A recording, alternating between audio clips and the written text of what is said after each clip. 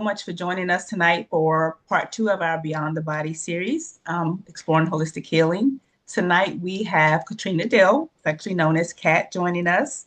She is a certified Master Medical Qigong Practitioner and holistic health coach. Through her business, Say Yes to Holistic Health, and her podcast, Say Yes with Kat, she helps people stop surviving and start living in full color. I love that. I love that part of your bio. So Kat, thank you so much for joining us tonight. I appreciate you being here. As I mentioned before, I'm excited for us to learn about something that I think is going to be so new and different for so many people. And just a little questions that you just asked us showed me that it is going to be something that's truly different and hopefully exciting. I had never heard of Qigong until about 2 years ago.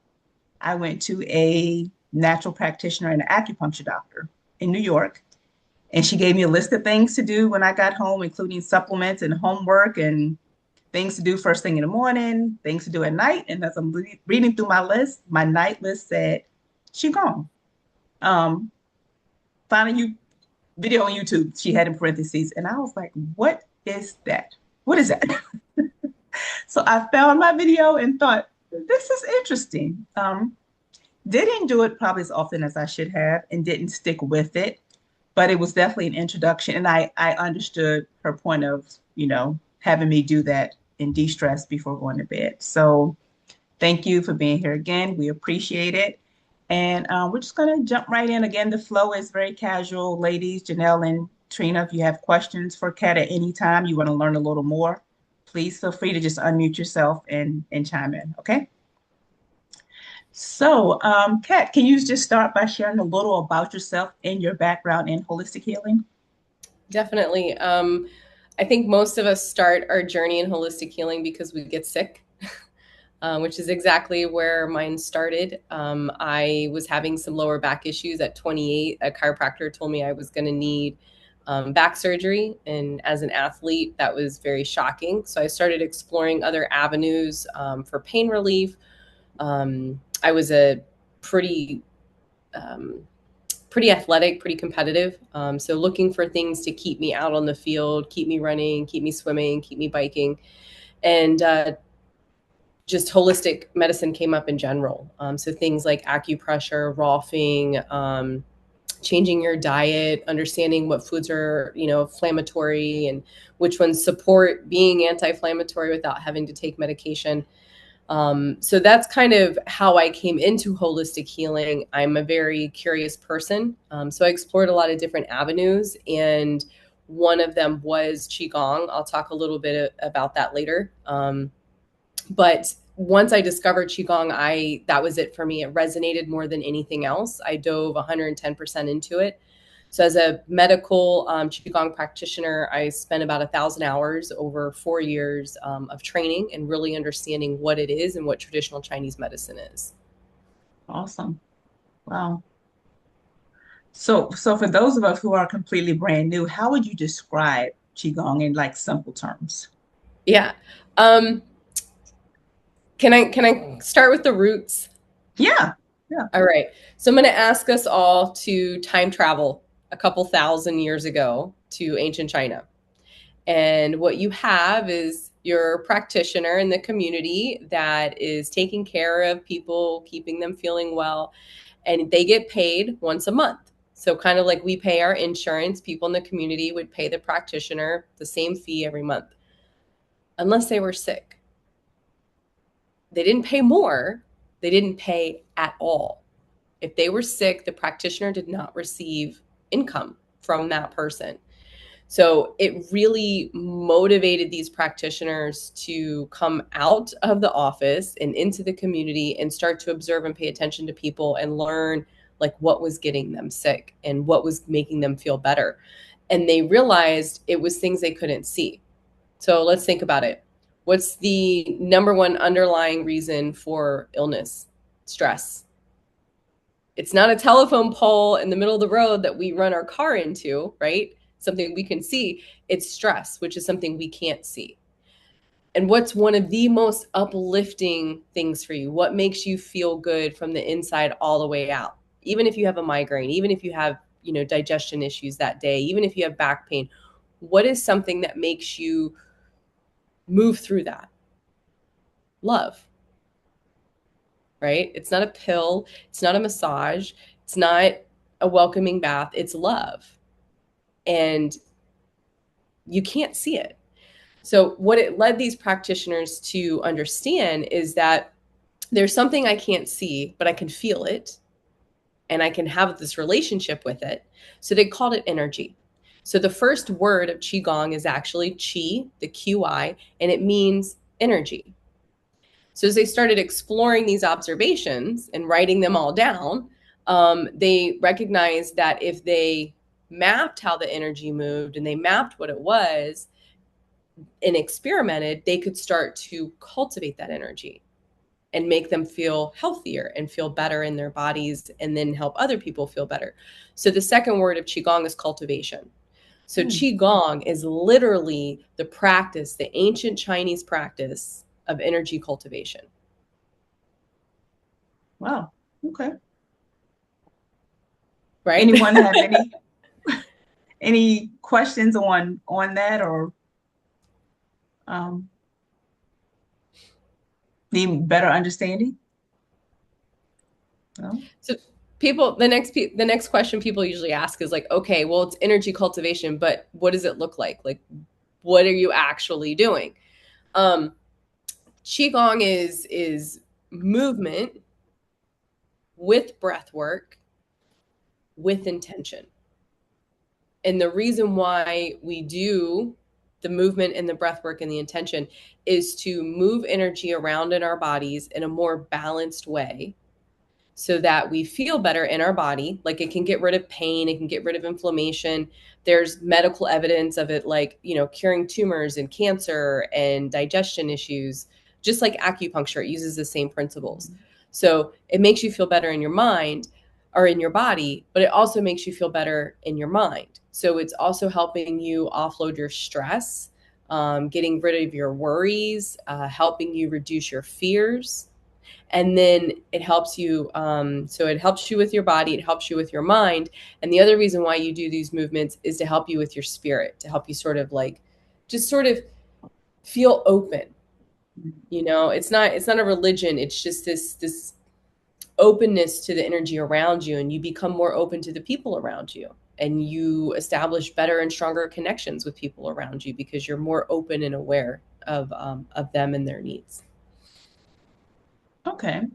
So if it's about basically our energy flow and how that can make us feel better, so that's how it relates to the whole healing process. Mm-hmm. So we can have a blockage in our energy, correct? Yes, and we feel that blockage usually in the form of pain, pressure, heat. Sometimes we can feel it in our emotions. You ever get stuck on an emotion and you can't move past it, right? Because there's so much of that emotion. That's what an energy blockage will feel like.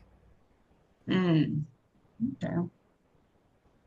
So when we're saying it's an emotional part of it, um, how how does it support the emotional well-being? How do we remove that block through the movement? Mm-hmm.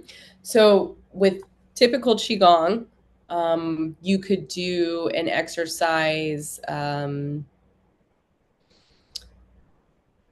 Well, it's kind of hard to explain without doing all of it. The exercise looks like a movement, right? So something nice and gentle. I'm just opening my arms and bringing my arms together. Okay. So I do the movement. And then the next thing I do with Qigong is I add in breath work. So I'm breathing in, taking a big, giant, deep breath, opening my chest, opening my arms up. And then I'm exhaling when I bring my arms back together and getting all of that breath out. And then the last part, the intention that I talked about. So now what I'm doing when I'm opening my arms, I'm thinking about feeling confident and comfortable in my skin and, like, frankly, just badass. Like, I'm tall, I own it, I'm amazing. And then when I bring my hands back together and I'm exhaling, I'm letting go of sort of the grief and the sorrow that stands in my way from feeling confident. Because sometimes that grief isn't necessarily about a person that you've lost, but about a sense of losing part of your identity, right? Like when we lose this sense of who we are, we become disconnected from feeling confident and tall Mhm. and comfortable in our own skin again. So this one movement, right? You can do this like 12 times with the movement, with the breath work, and then with the intention.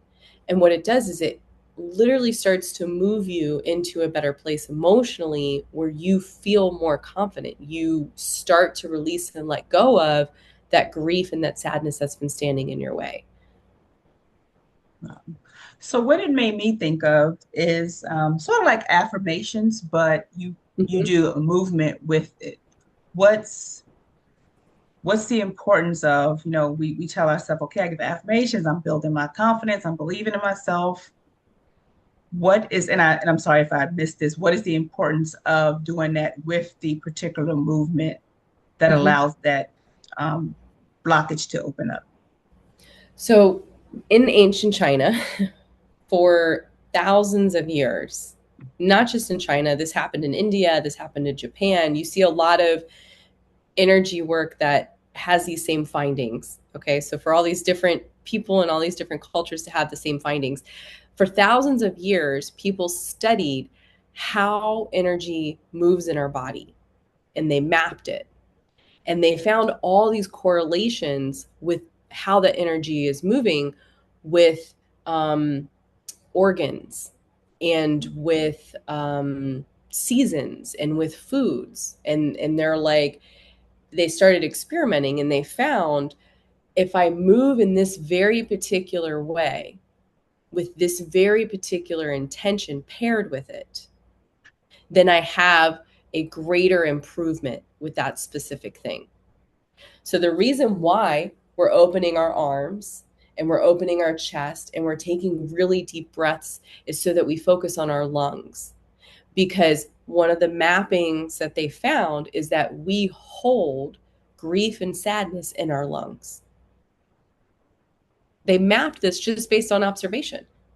I mean, think about it. When you're sad, you feel it in your chest. You feel this like pressure and this heaviness. And it's just, I call it the depression kitty. It's like she just curls up and like sits on my chest, you know? So we intuitively already know and understand and believe these correlations in these energetic movements. When I teach somebody Qigong, I'm just giving them the cliff notes of what they Yeah. already kind of understand. And I'm giving them a movement that can help move that and target that specific organ. So I'll give you another example to tie this together. Um, let's talk about anxiety.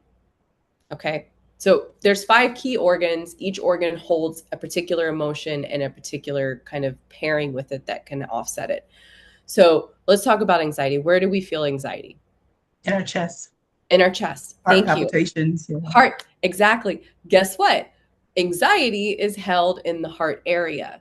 So Mm. the Qigong exercises that we would give somebody move the heart and they help move energy in the heart and they help you like let go of the anxiety and then they help you bring in the paired virtue, which is peace and calm and serenity.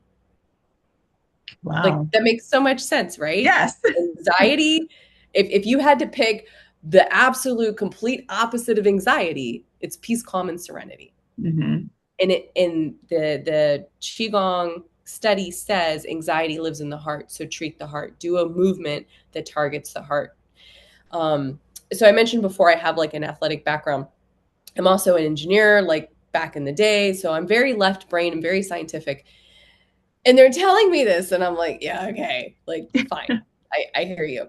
But what I learned is the movement that I would teach somebody to do for the heart physically is actually strengthening and nurturing the physical aspect of the heart. So one of the moves that we do, there's this sac that's around the heart. And as we age, it becomes kind of like more rigid. And then our heart's trying to like beat, and this sac that holds it isn't really like moving. So it's one of the things that leads to heart disease and makes it hard for our heart to behave.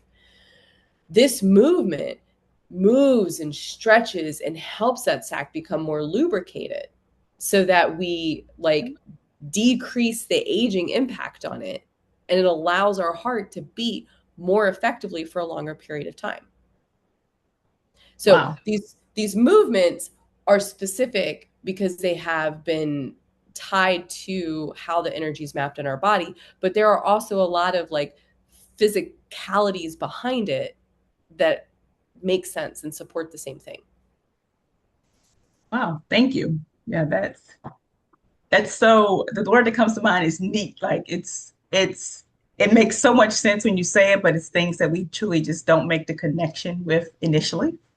Yeah, like Um, when we learn yoga or we learn breathing exercises, we feel better, right? mhm.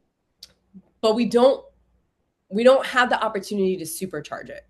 When you do qigong, you are supercharging your breath work and you're supercharging your movement by adding in this intention and starting to understand, how can I use this movement to get energy flowing and moving in a way that benefits what I have going on right now, Yeah. because I need to like rebalance it.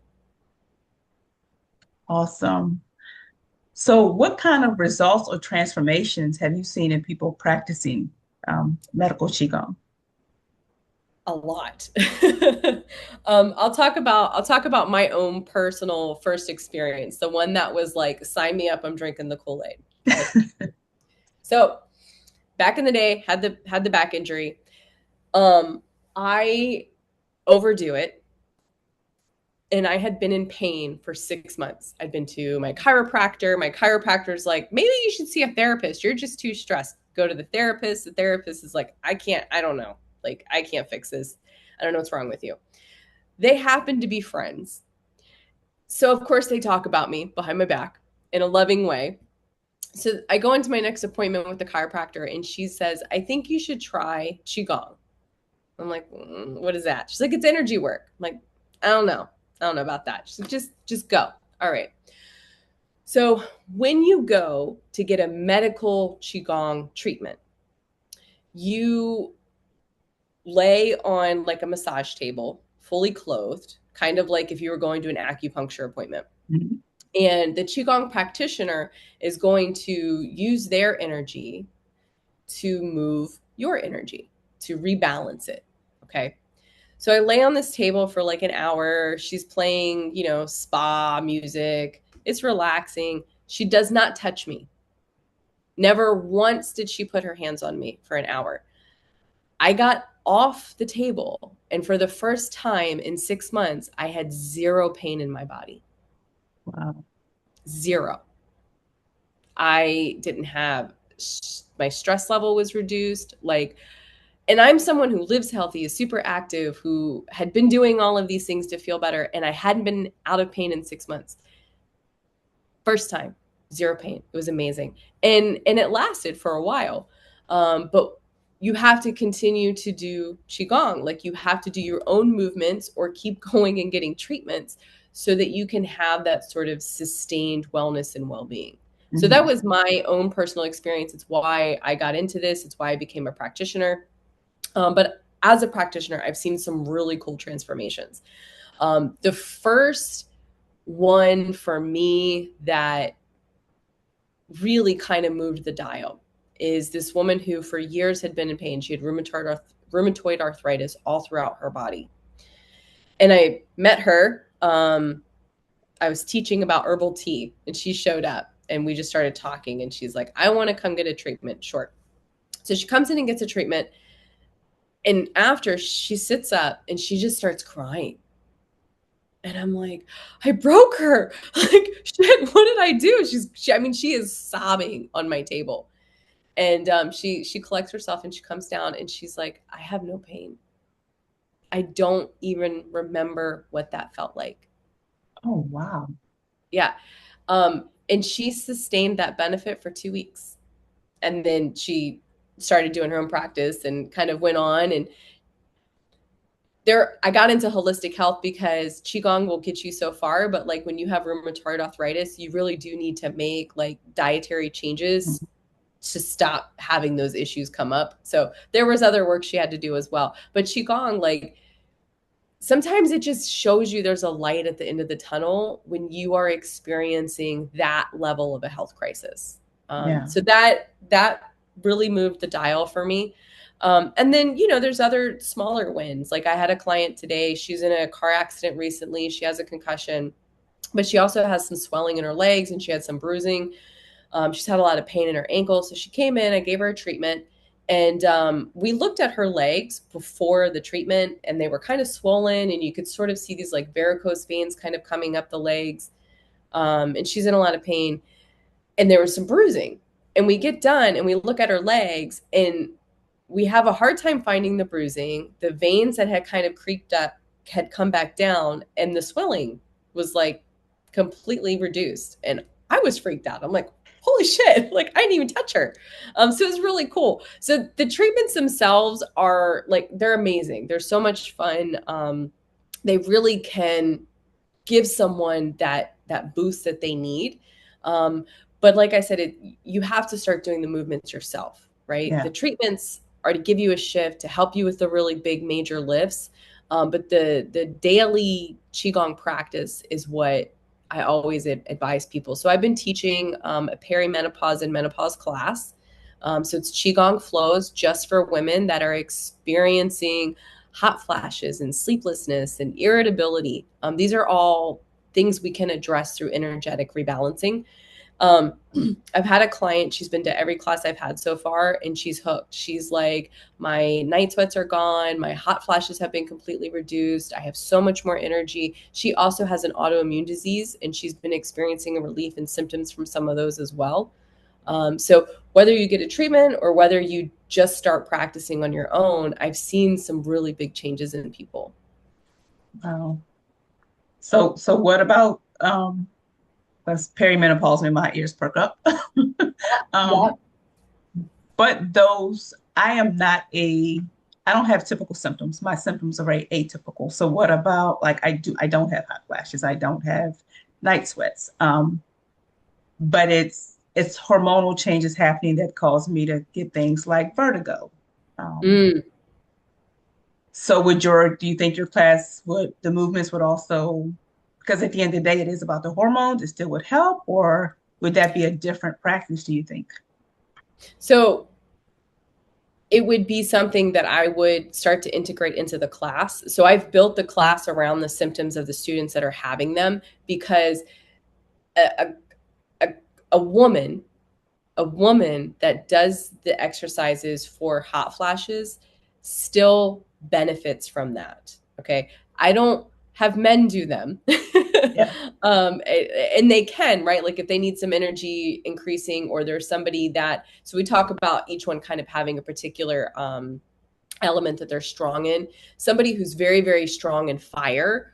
So similar, right? Hot flashes, woman is experiencing too much fire. Sometimes men have too much fire. They can do the same exercise I'm teaching in that class and get benefits. But I'm glad you talked about how your journey is a little bit different, and like your issues are more sort of up here. To me, that says maybe you have too much metal, and like my brain's immediately like, okay, here's some exercises we can do.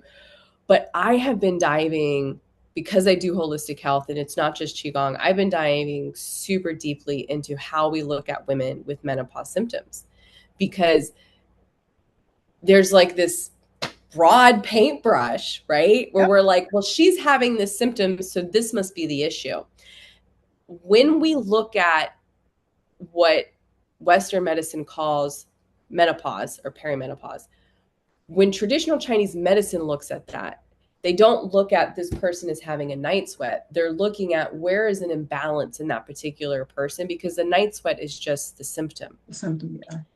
So the successes, the practitioners that I see who are successfully treating clients with perimenopause and menopause symptoms are looking at the person individually and not saying, this woman has perimenopause, she needs to take A, B, and C, and she needs to eat X, Y, and Z.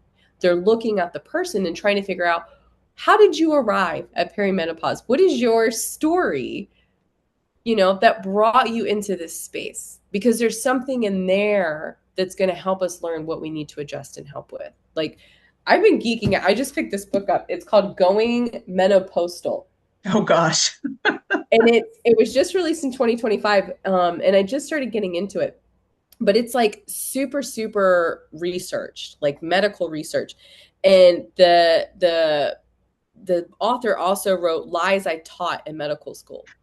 That's in my Amazon cart. So okay, same author. Got it. Yeah, same author. So Okay. the foreword. So the guy who wrote that Lies I Taught in Medical School, he wrote the foreword for this book, post Okay. Going Menopausal. I'm really excited about it, but it just helps me and validates what I felt intuitively of like it's not like they arrive differently, right? So the class is really good. It helps them with a lot of symptoms, but the same movement will help them in different ways Mm-hmm. because the movement itself is rebalancing, but it's going to rebalance what your imbalance is. Right. And then the woman next to you who has a different imbalance, she's doing a move that's rebalancing, and it's going to help her with where it is in her body. Gotcha. Yeah. Yeah, I love the individuality of it that you pointed out because I think the broad stroke also was part of my issue because they're saying you're not having typical symptoms. So nobody said this is possibly hormones perimenopause until Yeah. a natural doctor started asking deeper questions, doing Yeah. the right, or I'll say different type of blood work, more based on hormones and not just the vitamin D is fine or whatever. Yeah. And putting the puzzle pieces together around how often it would happen, the time of month it would happen, all started making sense about, yeah, you're not the typical symptom person, you know, that we all hear. We all hear the same old stuff. And so myself, because I wasn't having any of that, didn't think it was perimenopause. Yeah. And it's definitely something that we want to fix in our bodies. Like, as women, we have enough going against us Yes. that we don't need this rearing its head when we least expect it, right? Like, there's nothing worse than waking up in the morning and having vertigo. And you're like, I have shit to do today. You know, the world doesn't stop because Because I'm Latanya spinning, has, yeah, exactly, exactly. literally. So it can be really helpful because it's not treating your perimenopause. It's rebalancing the energetic imbalance that you have in your body. Got it. I got it. I wanted to go back to something you said about being on the table and not the lady didn't touch you, and then you have a client that you didn't touch. It made me think about, is it Reiki healing? Reiki. Yep. Reiki healing. So, can you tell us the difference between Reiki and Qigong? Yes, I can. So Qigong is traditional Chinese medicine from ancient China. Reiki is Japanese. Okay. So where the Qigong is it has its roots from Taoism, which is about harmonizing with nature, and it's rooted in the five elements, which we've talked about. It's rooted in traditional Chinese medicine concepts. Um, and it's about balancing the mind, the body, and the spirit. Reiki works in the chakras, which Mhm. are like energetic vortexes, okay? And it's more your consciousness. So Mhm. it tends to work more on just the mind aspect of your energy instead of targeting all three. It's also very effective. I tell people all the time, like, when it comes to energy work, talk to different practitioners, talk to them from different backgrounds, different modalities, Mhm. because something will resonate with you.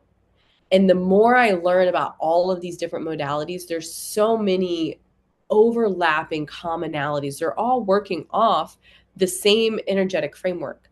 They're just Yeah, coming at it differently. And I think what resonates for you is what will be the strongest. got it. Okay, awesome. So I know the benefits can be immediate, as you experienced, as some of your Mm. clients have experienced, and you said we got to keep doing the movements or keep coming for treatment. But how often should someone practice it to is there like, should you do maintenance for it, or should you only do it when you're feeling a certain way? How often should we do this daily? Yeah. I'm gonna give you a really good answer. So when somebody first starts qigong, they kind of they kind of dip into it a little bit. They might start with like 15, 20 minutes a day. And a day or 3 to 4 times a week is great. And then things are going to start moving and they're going to start releasing a lot of stuff and they're going to like crave it, right? They're going to be like, oh my God, when I do this, I don't feel any more stress and I'm like cultivating and I feel super energized. Like I'm really motivated. I want to keep doing this.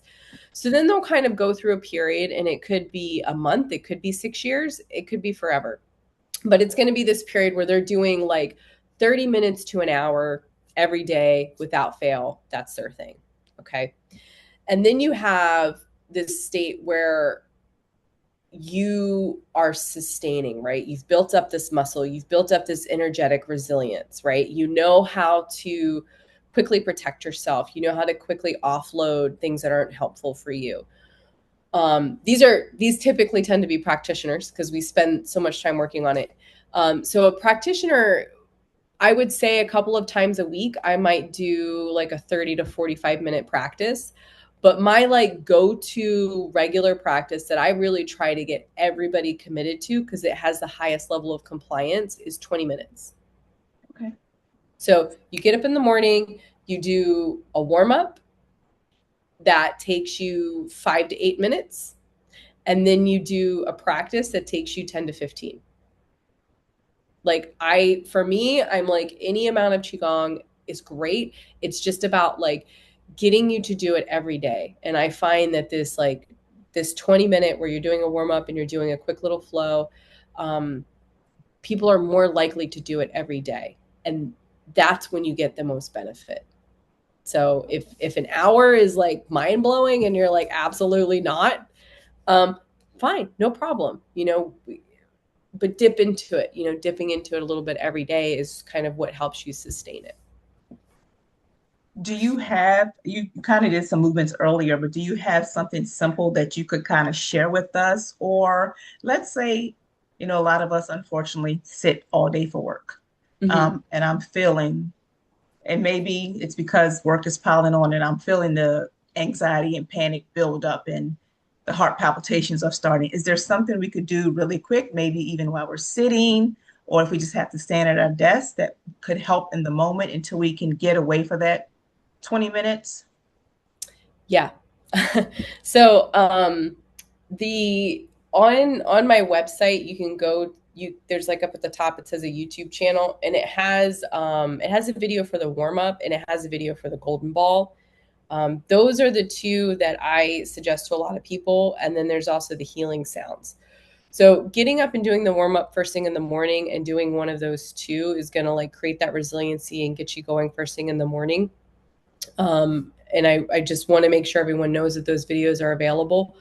But then you're kind of like, well, what if I'm at work, like you mentioned, and I just kind of want to like, someone's just done me wrong. I'm pissed off. I'm frustrated. I'm stressed. I've had a bad interaction with my boss or my employee, and I just need to like let it go. Or what happens as well is I'm exhausted and it's only like 11 o'clock. What am I going to do? So there's two things I'm going to show you.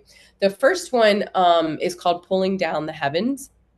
And you don't like, normally I'll show you what it would look like. You would stand all the way up and you kind of bring your arms up and then they come up overhead and they come down, down your body, right? We're not doing that at our desk. So we're sitting at our desk. What I want you to do is I want you to take a deep breath and I want you to raise your hands up and then exhale and raise them down. Okay, so that's the movement and the breath work. Let's talk about the intention. We're pulling calm, serenity, de-stress, whatever it is you're needing, knowledge, understanding.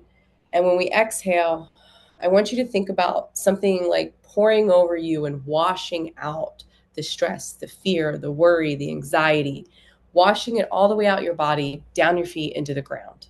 And just do it 3 times. So it's a deep breath in. I'm pulling in what I need, what's helpful for me. And I'm letting the shit go that's not helping me. That's it. And one more in. And out. It will bring your heart rate down. It will bring your stress rate down. Because we're breathing, we're getting oxygen back into the body, we're clearing the mind, we're taking a beat, and that is going to allow you to think clearer and make better decisions. So that's your like, get rid of the muck. Now, Yeah. let's talk about the fatigue. There's 4 points on our body that we can tap that just like jazz us up. Okay. So the first one, you're going to find your collarbone and you're going to come down about an inch. Okay. This is called the K1 point. Yep. And then you're going to take your 2 fingers and your thumb and put them together, kind of like a little bird beak, and you're going to tap it. And you're going to do it for 30 seconds. Now, if you want to add intention, we're waking up, we're getting jazzed, we're ready to go. Put me in, coach. We're pulling energy into our bodies. Okay. So just think about like how silly you look, or, whatever you want, something fun, something Yeah. energizing. Okay. Hold on to that and just beat it in there. All right.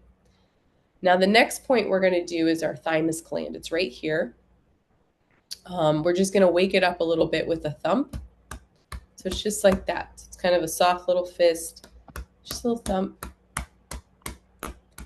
So the thymus gland drives our immune system. It helps with our respiratory system. It helps with our digestion. And we need to get all those things moving in us. One of the reasons why we tend to feel fatigued is because one of those systems are offline. Yeah. So we want to pull them back up. And same thing, 30 seconds. This is the move the video had me do where I said, oh, okay. Yeah, yeah. So the next one we're going to do is the spleen. You're going to come to your rib cage and then come just below it. So we're right here. Okay. Now I use the back of my thumb and I just kind of tap it like this, like a little King Kong move, Jane and Tarzan, whatever works for you. Now, if you don't have the best diet, if your bowels aren't moving, if your digestion has not been behaving, this isn't going to feel great.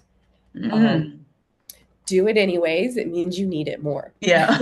Okay. So you'll do that for about 30 seconds. And then the last point that we do is right here where our eye bones are. We're just going to drum like we would, drum our fingers on the table. We're going to drum them right here. So this is just going to ground all the energy down into our energetic center so that it's there. It's available in our battery when we need it. And you just do that for 30 seconds. So I do have all of these 4 points on a handout. And I will send you the link for that. Actually, I can grab it real quick. Let me. Okay, yeah. And if you could give us that link might be to your website, but you mentioned videos on your website. We'd love to have that also. Yeah. I'm actually I'm going to share this one link with you. Okay. Because it has all of the socials. It has my website. It has that handout. If you go into like the store, it's free. I just put it in the store because it's easier to share with people that way. Okay. This in the chat. Paste. There we go. Okay. Thank you. So anything you could possibly want to know about me is on that. My podcast, my YouTube channel, how to subscribe to my newsletter, link for all my events, my website. It's all there. Awesome. I do a lot of workbooks. They're usually like companions with one of my podcast episodes. All the workbooks are in there too. They're really good. Okay. And so if someone is curious after hearing this, after doing a few of the movements, thinking about just quick ways, when I mentioned the work environment, they probably like, yes, that's me. Sometimes I'm sitting there, I can't really get up at the moment. They're curious, but they're also a little hesitant because it is something new and different. What's one piece of advice you'd give them to get started? I mean, it's rooted back into the traditional Chinese medicine. So hesitancy is fear, and the opposite of fear is knowledge and understanding. So if you're feeling curious but hesitant, then I would invite you to ask more questions. Okay. Keep an open mind and seek understanding and being more knowledgeable about something that you're hesitant and fearful of before you get the shutdown, before you say the no, right? You Right. make your best decisions by bringing on more information. Okay. And I'm here, happy to answer questions. What would you say Qigong has taught you personally about just healing and life in general? So I have an autoimmune disease. I have PTSD. I have 3 discs in my back without meniscus fluid in them. I have had a lot of stress in my life. I've had a lot of highs and lows. And the difference of my life before Qigong and without is what I call this ninth pillar of health, and it's called joy. Mm, So joy is not the happy moments that we feel. It's not the high. Joy is that thread that sustains and runs through our life, that at any moment we can touch it and we can find it. It's that feeling of I'm here.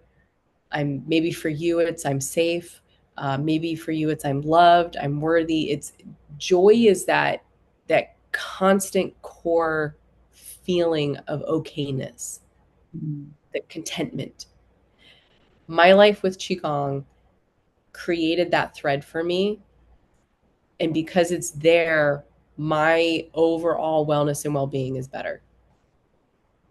Wow. Wow. So at this point, you probably can't imagine your life without it, huh?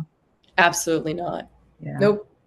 Nope. that's amazing. I have practiced Qigong almost daily for almost 10 years now.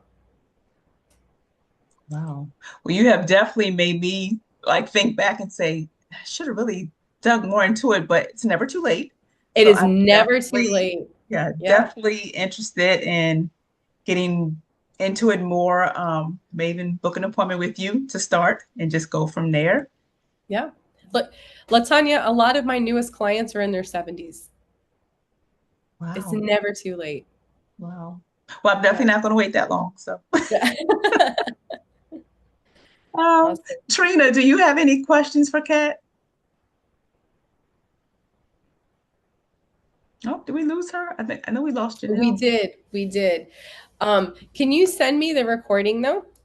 I sure will. And I know you put it in the chat, but for those who just may listen in once I post it to my Facebook or YouTube channel, can you just tell us your like not Facebook, your website, the name of your business again, and where can we watch your podcast? Yes. So the name of my business is Yes to Holistic Health. My website is yes2holistic.com. You Okay. can find everything there, how to book treatments with me, podcast, YouTube. It's all on my website.